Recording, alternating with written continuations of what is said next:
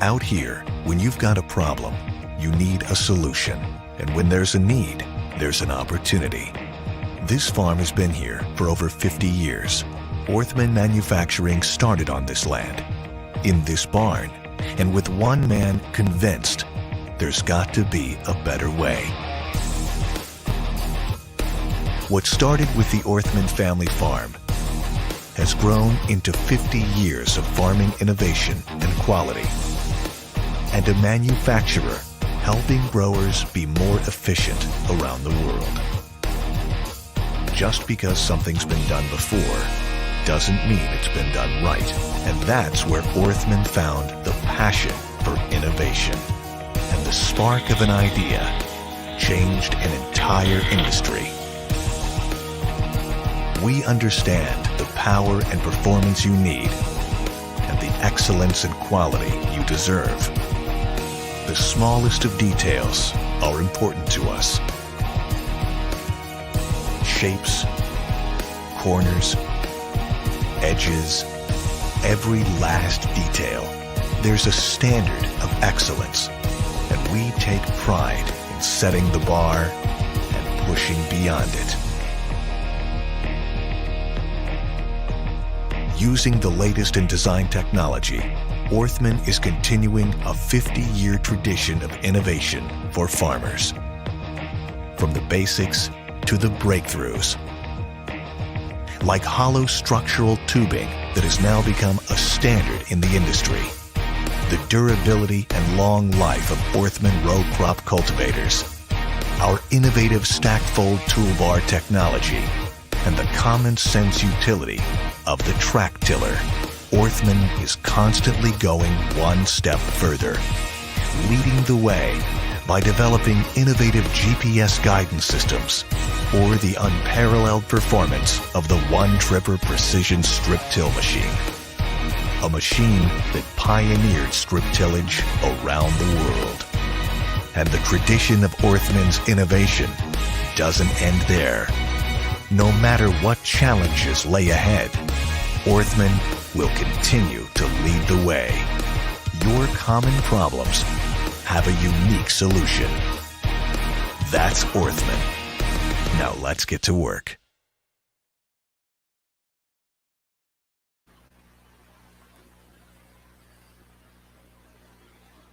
Good evening, goeienaand almal. Good morning to summer viewers, Sambonani, Milani. We would like to say thank you, welkom vir almal wat nou vanaand kyk. Dit is amper ons laaste episode. So baie dankie dat julle vanaand vir ons join. Thank you to everyone that's joining this evening, your guys' morning, wherever you are in the world. This will be our second to last episode. So, yeah, I'm Brian Nevote from Orthman Manufacturing in South Africa. Joining me is Mike Peterson.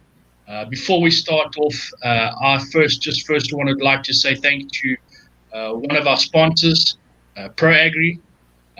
So before we start with that, I'm going to hand it over to Mike, and he's going to give us really in-depth agronomics on the Orthman strip till.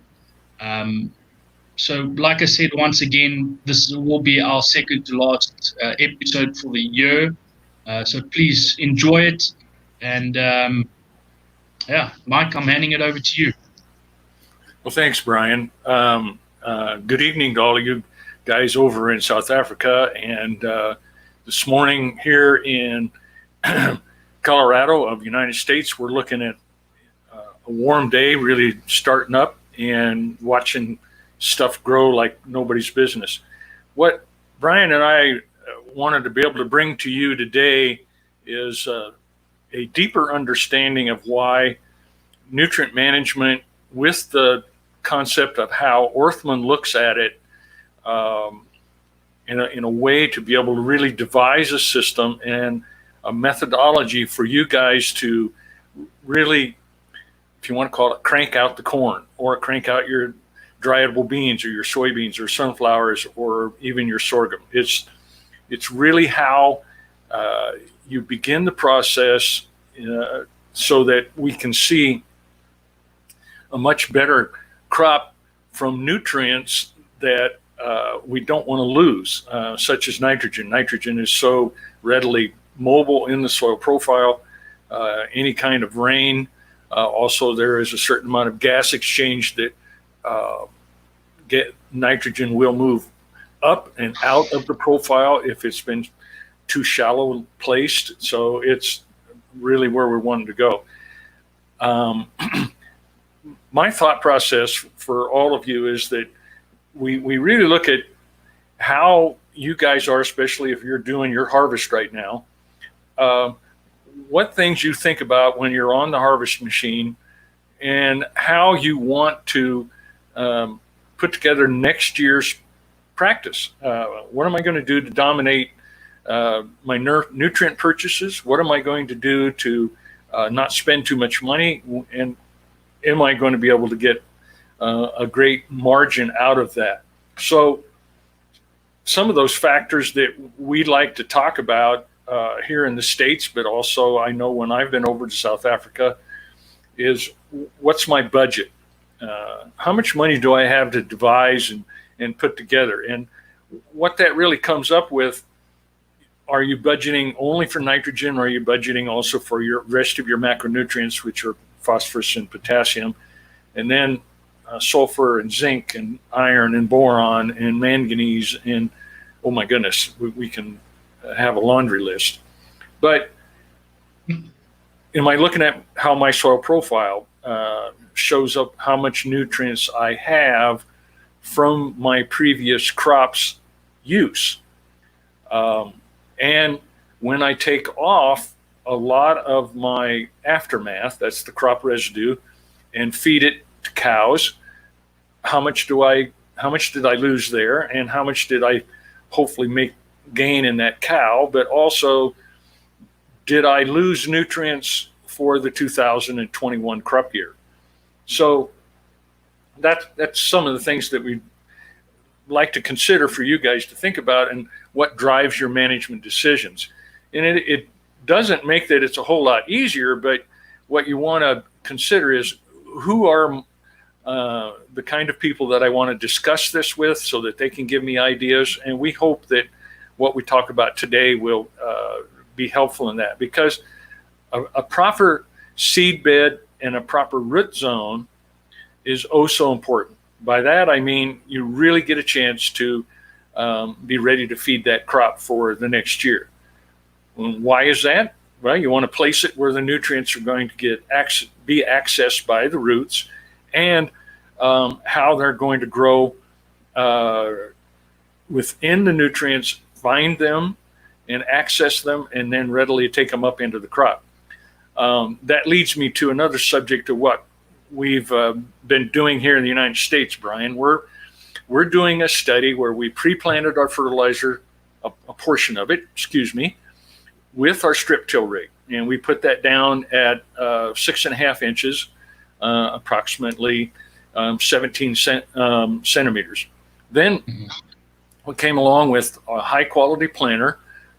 We happen to be cooperating with a local John Deere company, and they provided us a high quality John Deere machine, and we put that in the seed trench right at planting time, approximately 5 gallons to the acre, or close to 15 liters. So all of that is to say that we really wanted to start the plant off correctly, so that we were really getting a good start. After that, we've come along 2 times and applied fertilizer, once with our cultivator and then once with our machine that furrows out the soil in between the rows, because the farm that we're working on is a furrow irrigated farm that is fed by a deep well. And what we want to do is appropriate the right amount of NPK, some of the micronutrients, and also some supplemental products that are sugar related or carbonaceous, so that they give the microbes a lot of carbon to go along with the nitrogen that's in that fertilizer source. Because bugs, if you want to call them the microbes, they are working at a 10-to-1 ratio. By that I mean that they have to have 10 parts of nitrogen for every part, or 10 parts of carbon for every 1 part of nitrogen, so that they have the right ratio to be able to do their job, survive, and provide then the nutrients to the root, as well as the root being able to absorb that in and feed the whole entire plant.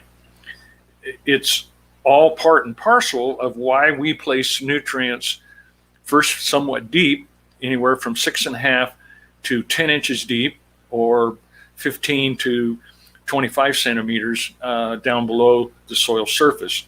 So we feed the root system properly. With us feeding the root system properly, you get a chance to not only prepare the farm and also the crop for what you're going to look at from emergence all the way up until the time it gets ready to tassel. For a corn crop, for your bean crop, up until the time it's probably R2, R3 stage. And today on our research facility, Brian, our soybeans are right at R3. They're just blooming like nobody's business. They're beautiful, these little purple blue flowers, and they're really going to town. So we're preparing an entire system that we feed what goes on not only from emergence, but let's talk about all the way up to the first about 40 days after emergence. Here in the United States, a lot of our corn has just reached the 50th day after emergence. And what's important about that is about 5-6 days ago, the corn plant made its decision on how many kernels around the cob that the corn plant's going to have. Now that depends partly about genetics, but also where we place the nutrients and how did we provide the root system and the plant to be able to feed and, if you want to call it, take up all kinds of nutrition, just like we would do if we went to a braai. Did we feed it really, really well? You want to make sure you had all of the goodies along with the liquids that you wanted to be able to make sure you washed it down with, correct? So what are the needs as we look at in those first 35 to 45 days? The corn plant only needs approximately 14 pounds of nitrogen. Now, for the farmer that applied 250 pounds of nitrogen up front and is hoping that it's all going to be there, could be in for a big surprise. In those first 35 days, the first amount of phosphorus and potassium only is needed by about 4 pounds, and the phosphorus only about 6 pounds. So what we placed with the starter, we really help engage that plant to do its job. Now, there are a few micronutrients that need to be, if you want to call it, uptake into the plant, and those are manganese, boron, and zinc, and they really are needed in the first 10 to 15 days. Sorry, Mike, I'm gonna quickly jump in here, Mike, and please jump in. Just a quick question, maybe for some guys that was going to wonder. That's in the US. You're talking about so much nitrogen and so much potassium per pounds. Maybe is there any differences between in dryland row crop or irrigated row crop, or fields where you, like in the US, where you guys get a lot of snow and moisture? Is there a difference? Do you see any difference in it? I'm just bringing that up because maybe some guys are going to say, oh, well, US gets a lot of moisture. We need a lot more pounds of nitrogen here and a lot more. Is there any difference in that, Mike? That's a good point, Brian. Now, where I live, which is in a rain shadow effect of the Rocky Mountains here in Colorado, we're quite dry. In fact, if we didn't have irrigation, we probably wouldn't grow very many crops whatsoever. We're only getting right at 300 millimeters of rain a year. That's a lot like what you guys see in parts of South Africa. So irrigation is just almost mandatory. If we would travel 1,000 to 1,500 kilometers east of here, now we start getting into areas where moisture is more prevalent, both in the winter and in the spring. And yes, that issue comes to be something that a farmer wants to consider. But I'm trying to relate, hopefully, I want to try to relate this to the guy that you deal with in and day out in South Africa, because everybody says across the globe that I've been in a lot of different countries. You blokes in the United States, you got it made. Everything works just fine. You got a great climate. Your latitude north of the equator is super. Everything's wonderful. Come to Texas and Colorado. We're fighting a battle just like South Africa. we're dealing with those kinds of issues. And that goes exactly for Australia. A lot of guys talk about Australia's weather is the same as South Africa.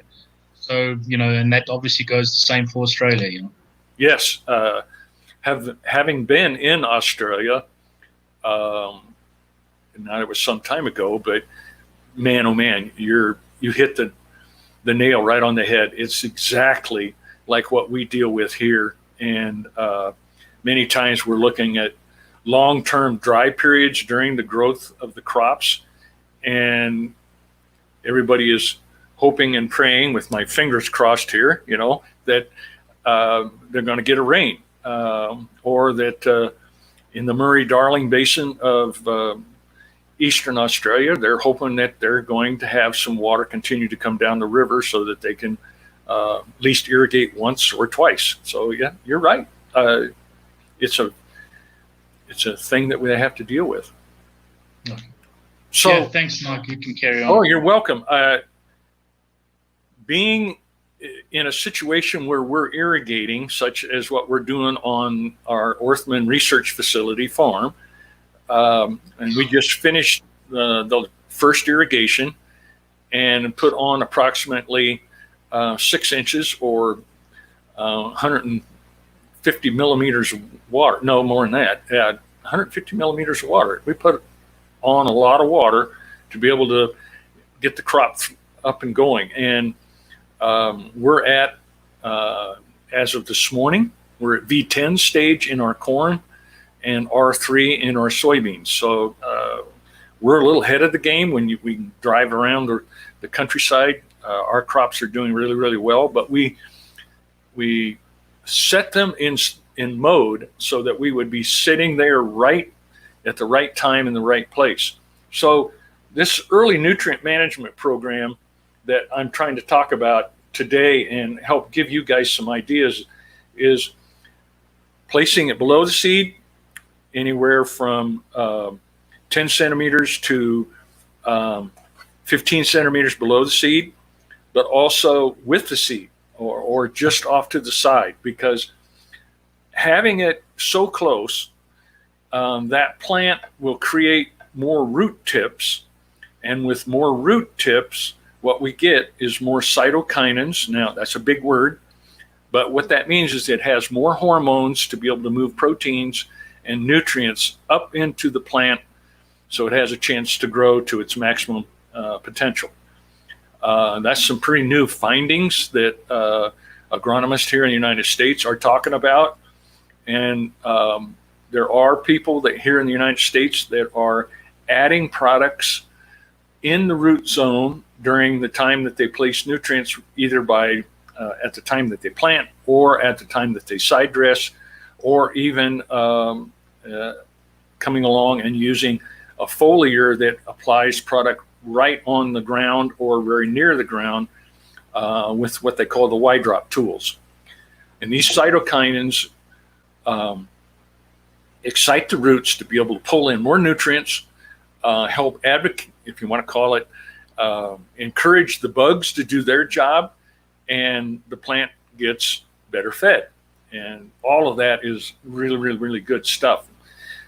So becoming more and more efficient about how you fertilize and what it takes to get that done really depends upon, did we fertilize it properly, and how can we do that? Well, you and I, Brian, working for Orthman Manufacturing, we'd love to be able to talk about our one tripper.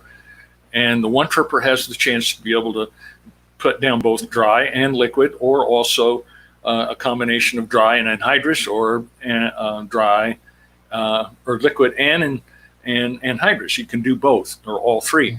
There's a chance to be able to make all of that happen. But when we do, we want to make sure that we place those nutrients in the right kind of spot for the roots and for that plant to get maximum uptake. It's critical to do it properly. And I spoke a little bit about that 6.5 to 7 inches or 15 to 18 centimeters below the soil surface.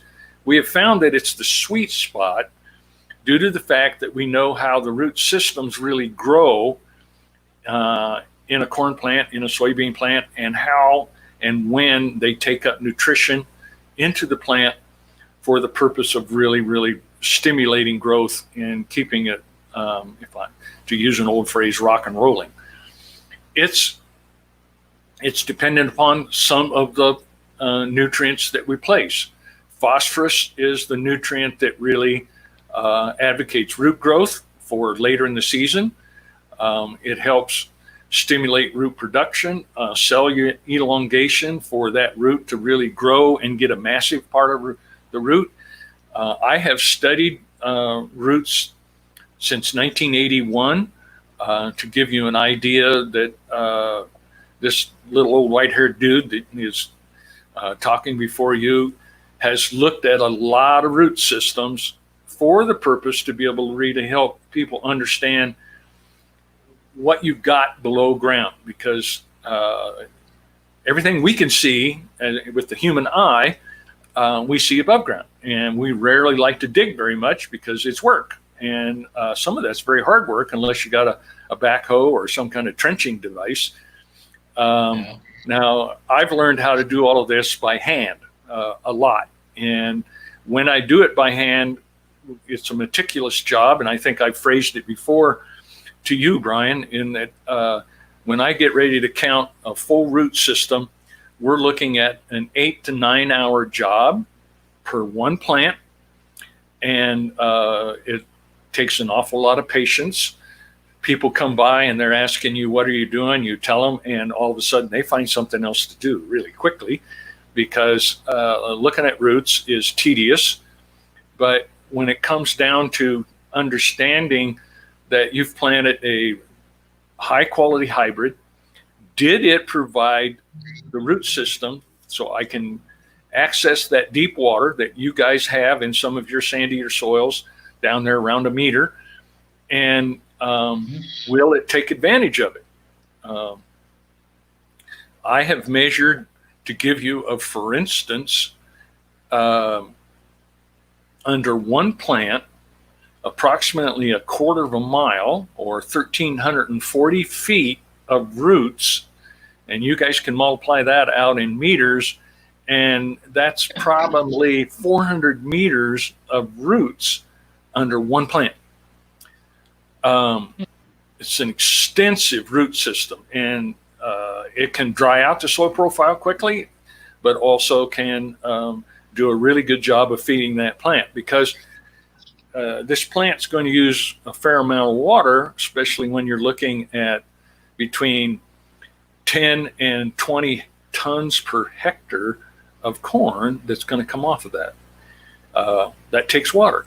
A corn plant's made up of 97 to 98% water. It requires quite a bit of it. But it's really, really fun to be able to study this, because both phosphorus and potassium, they're very, very important early on, as I was saying. And by the time that, at the stage that we are at here in the United States, we're hitting a maximum growth potential of phosphorus being taken up into the plant, the mycorrhizal fungi helping bring that phosphorus into the plant, and also for the potassium to really do its job.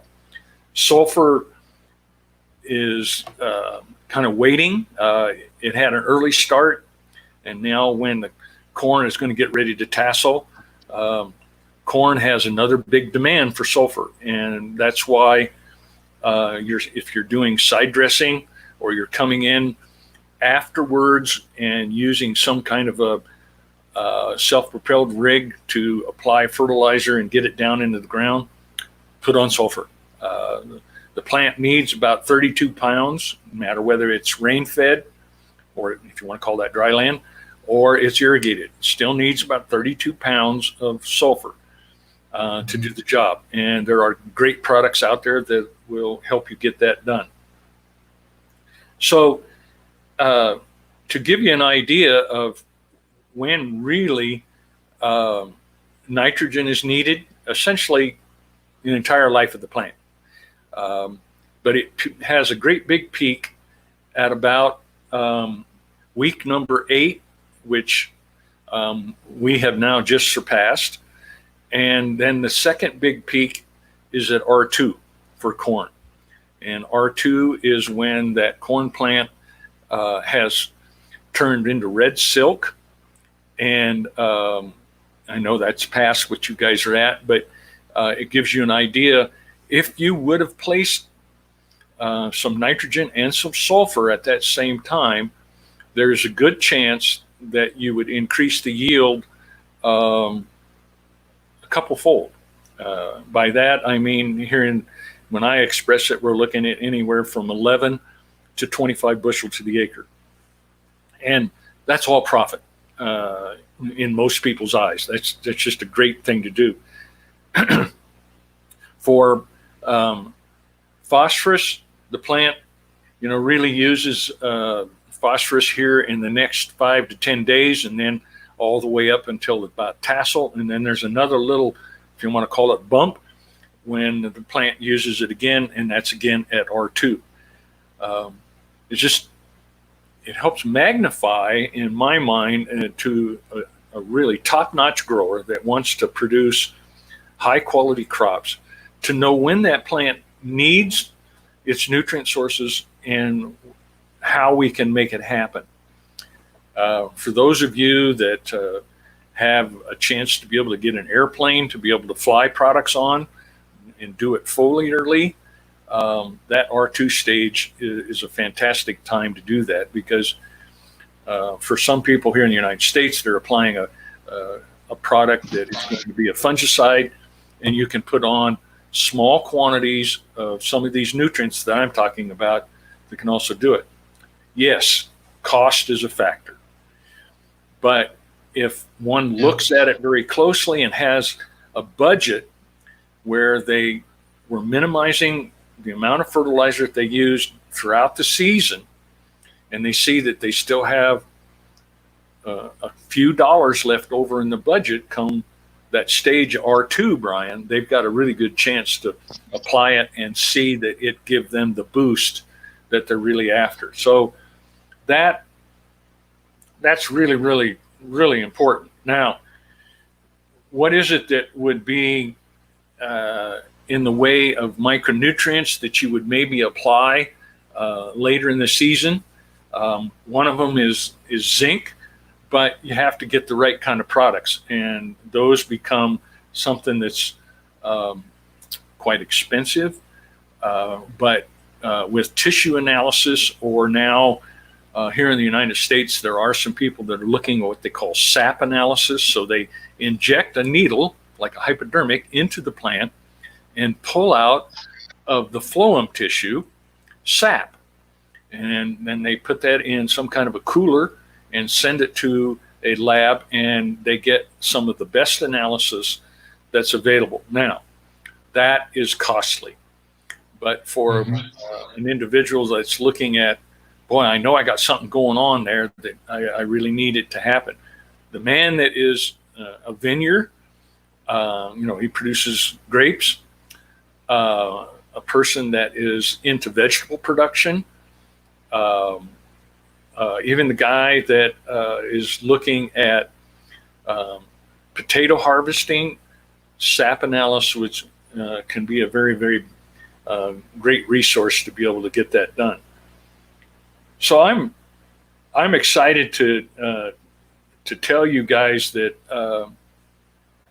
we at Orthman are not demonstrating, we are testing out in a manner of a secret a high-speed nutrient applicator here in the United States that we're hoping, once we get a couple of the bugs worked out of it, that will be part of the nutrient tools that Orthman has available to growers. Now, don't get your hopes up real high yet, folks, but we're still looking at this because it's so new and how we can make it happen. But I was on the machine when we were testing it, and we were going down the field, if you can get this, placing the nutrients at about 18 centimeters from the plant at 10.5 miles an hour. Now, that's covering ground. The grower kept track of it for us, and he was covering 42 acres an hour and applying 40 gallons of product per acre. Now, it was pretty hard. And once he went past that, his pumps couldn't keep up, so he was starting to spit air, and then the accuracy of how that works just went right out the window. But at 10.5 miles an hour, folks, especially you guys that are farming 2,000 hectares plus, that will help you get ground covered. He covered 340 acres in a short 3 days. And that wasn't 8 hours a day. He just covered ground. And we accurately put it down there. We did not have any kind of burn to the plant. We severed a few roots because this works with a double tapered large blade that rolls at about a 3-degree angle off of vertical, and was just doing a fantastic job. The plant didn't suffer any, and we were able to really subsidize that plant with nutrients. So out of that, folks, we're looking at how do we pre-plant fertilizer. We use our one tripper tool, and we can place it in 2 different locations underneath the seed. And then, since we work very closely with John Deere across the globe, we really feel as though the John Deere machine can place it with the seed right in the seed trench, over the top, out the back, or at a 2x2 or 5 centimeters by 5 centimeters off of the plant row. Then later coming along, we produce a couple machines right now that is our 6AP, and that thing can apply fertilizer as well, but its capability of going through a lot of residue is somewhat compromised, and we're concerned about that. That's why we're making this new machine, and hopefully we're going to get it in the near future ready, available for people to go through a lot of residue. And by that, I mean, we're talking about anywhere from, to use the term, 6 to 12 ton per acre of aftermath. Now, for those of you that graze your stocks, that's a plethora or a whole lot of material. Because once you graze a lot of your stocks and help feed your cows in your wintertime, you don't have that quantity left over. But we've got growers in the United States that never feed stocks. They're just a crop farmer, and they've got all of this residue, and they need to be able to place nutrients in the soil profile. So it gives us a chance to be able to help a farmer put on nutrients 3 to 4 different times, because we can also place it with our cultivator. And Orthman still builds some of the most solid and well-built cultivators in the world. And we believe that we've got a lot of tools for you guys, if you want to call them, putting it in your toolbox to make the right choices with the right products and to get it done with the right machine. That's all part of what Orthman really likes to provide growers around the globe. And me as a soil scientist, agronomist, I get a chance to study those and look at them and find out where we've got, if you want to call it a little bit of a hindrance, or we've got the great pluses.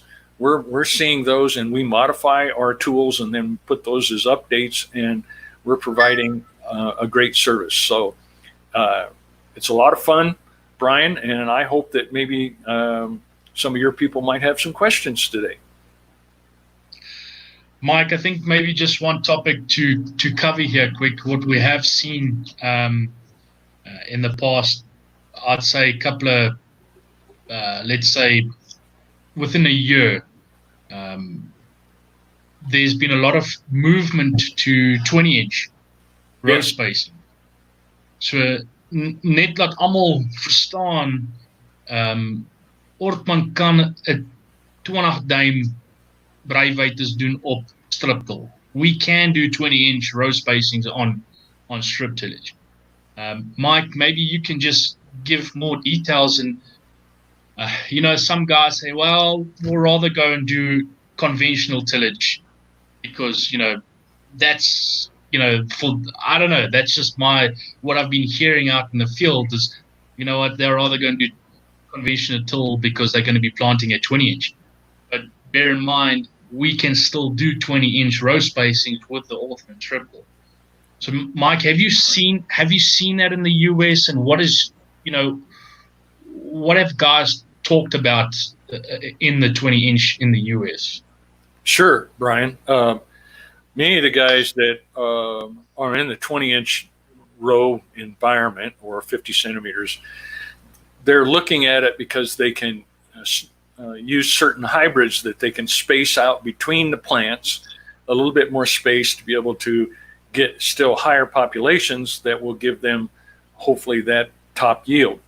And that can happen. Now, it has to be that a grower does a really good job of selecting their hybrids, because a very showy leaf, or if you want to call it one that looks like a scarecrow as it hangs its arms out to the side, that's a showy leaf. Those, the competition is so dramatic that they lose some of their photosynthetic capability. So the hybrid selection of the more upright leaf that looks more like what people call a pineapple plant, those plants are developed a little bit better for the narrow row cropping system. The one thing that I'm always cautious about is the amount of residue that we know that we can go through with a 20-inch row system and not pitch it over to each row on either side of the row unit and cover up what we just did do in our strip till tool. Because we like to travel at a reasonable speed between 5 and 8 miles an hour and be able to get the job done quickly. So having that great big amount of residue on the field can cause somewhat of a problem. For you guys in South Africa, because you graze a lot of your crop aftermath, that shouldn't be an issue. And it can be a problem. Doesn't have to be a problem. Now, if you, though, graze nearly everything and you're in your sandier soils, I throw out a little bit of a caution flag to say, if you till too early, right after harvest, and well, let me take that back. If you till too early prior to the planting and you expose a lot of soil, you guys have some windier spring times, and in your sandy soils, they like to blow. And we have that problem in a lot of the western part of the United States where we have sandy soils, especially in North Texas, parts of western Kansas, a lot of Colorado and eastern Colorado, east of the Continental Divide. And if we till that too early on a 20-inch row system, we can get wind damage, especially for young plants like potatoes, cotton, sugar beets, some of those plants, we can get a lot of wind damage and have a loss of crop. Now, planting a cover crop can be part of the answer to that issue. The way that our machine is developed on a 20-inch row system, we have setbacks so that one row is approximately 18 inches back from the other one. So, and we alternate those across the toolbar so that we can help reduce that amount of residue that splashes over into the other one. Also, the thing to do is to make sure you set your row cleaners so that they're just skipping along and not, if you want to call it, plowing or really moving a lot of residue off to the side, because that throws it so far ahead of the shank and the wavy coulters at the back that we can be burying row 1 versus row 3 if you're looking at it row number 2 on the toolbar.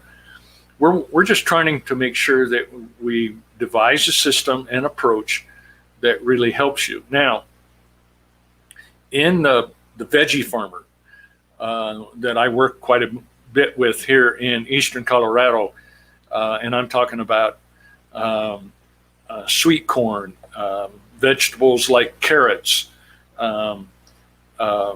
lettuces, and cabbage. They like to plant on a 20-inch row system because they don't want that ground in between the rows to get real hot, because they have to water a lot with irrigation to make sure that they produce high quality leafy vegetables. So it works. The sugar beet grower here in the United States traditionally has been either 20 or 22 inches, and they like strip till because it helps when it comes to harvest. That ground is more mellow and loose around the not rattle loose, but loose around the big beet, and it pulls better so that they don't have a loss of sugar beets because they snap off a portion of the root.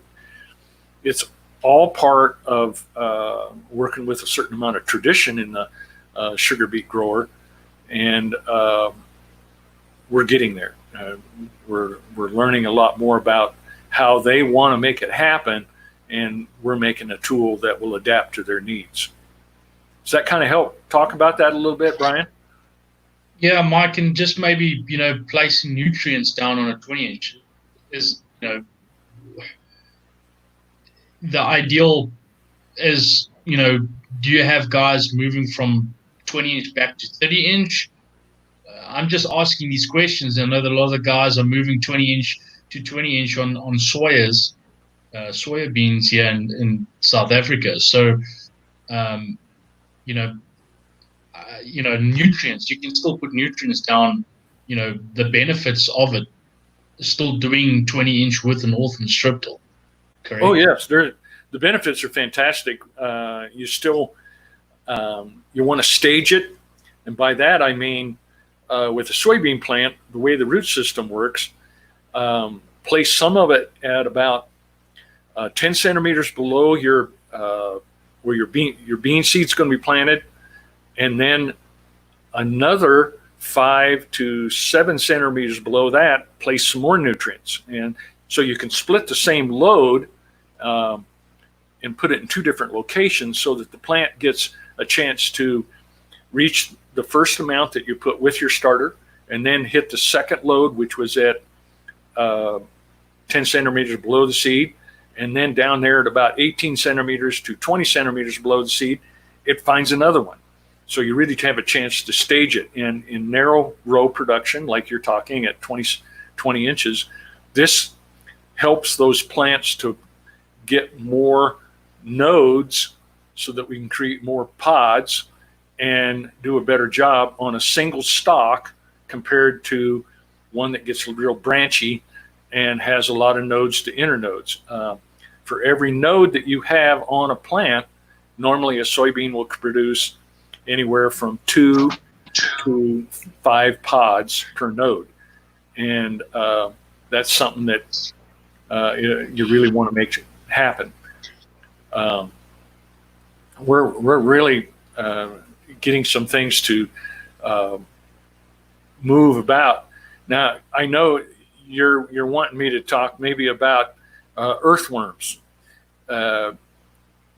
in a strip till environment, we're seeing that we help encourage earthworms. By that I mean, because we're tilling a little bit deeper than you will with a disc, or maybe not as much with a moldboard plow, but we're opening up an area where the earthworm likes to go and move up and down and come to the surface, grab carbonaceous material, old stalks, leaves, whatever you can find, and pull it back down into the ground. But he likes to do it in that area that's soft, and he doesn't have to work so hard. If he has to tunnel, and it's like a rock engineer that's tunneling through hard rock, it's slow and tedious, and it takes a lot of work. Earthworm likes to go just like you and I do. We like to go where it's easier. So we encourage that with strip till. In fact, I have seen where earthworms will be tunneling from down deep, and I'm talking about almost a meter, and coming up, and then they find the strip till, and they'll move over to the left or to the right to get into that area. And then that hole that they create gets larger. And what does that do? It helps a larger tunnel for water and other roots to move down into the soil profile right where we strip till. And those larger holes will accept a lot more water quicker. So you get a rain that's even a small rain, and we're talking about 1/4 of an inch of rain. It will get in the soil profile deeper in and around in the root system where the strip till worked. And the earthworms get a chance to be in a more moist environment. They like it.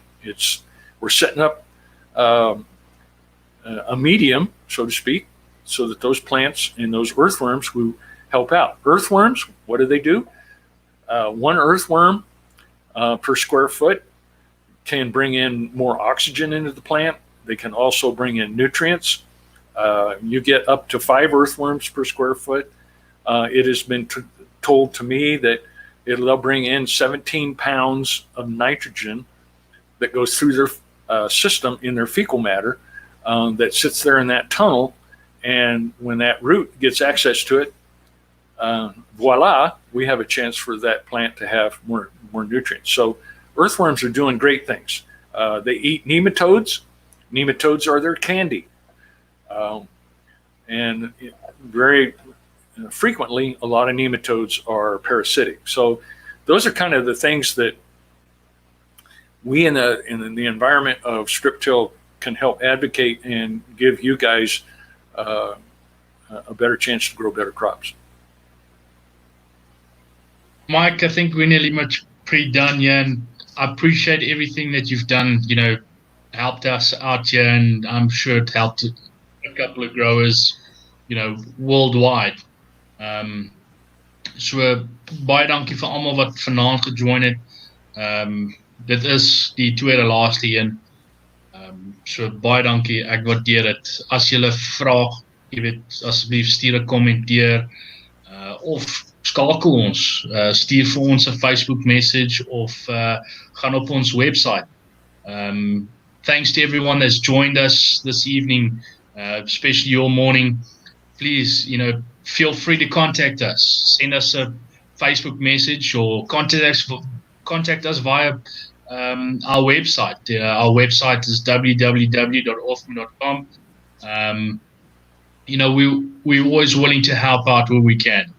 And, lastly, I'd like to say once again to ProAgri, thanks for promoting this strip till conference for us. And it's something new for all of us. And hopefully, this could help a lot of people worldwide.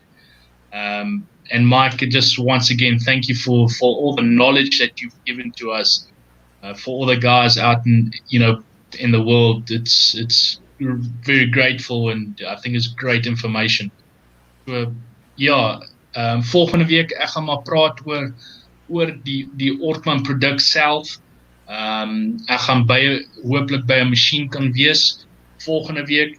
Ek gaan baie duidelik wees op hoe die masjien in te stel, wat se tipe kunsmis, waar jy kan die kunsmis instel, parallel linkages, al daai tipe goed, die snykoute tipe beheer, So yes, next week I'll be at a machine, hopefully, and just discussing about how to adjust the machine to your situation and your field conditions. And we'll obviously discuss, on where to adjust the fertilizer.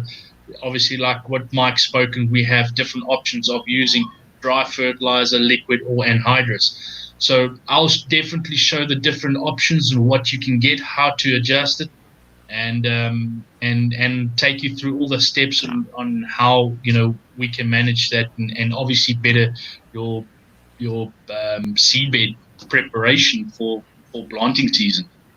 So yeah, Mike, thank you very much, and we will see you next time. Well, Brian, real quickly, don't hesitate, folks, to, as Brian just mentioned, go to Orthman.com, but also keep looking at Precision Tillage, that's all one word, .com. It is a website that I keep abreast of, and we have a blog on it, but also we have a research tab that you may want to look and see what we're doing with research here in the United States. We've got several opportunities that might be informative to you. And we have our events page so that you get a chance to see what we're doing and follow along with our work on precision tillage. Thanks, Brian. Yeah, thanks, Mike. We'll see everyone next time. Okay.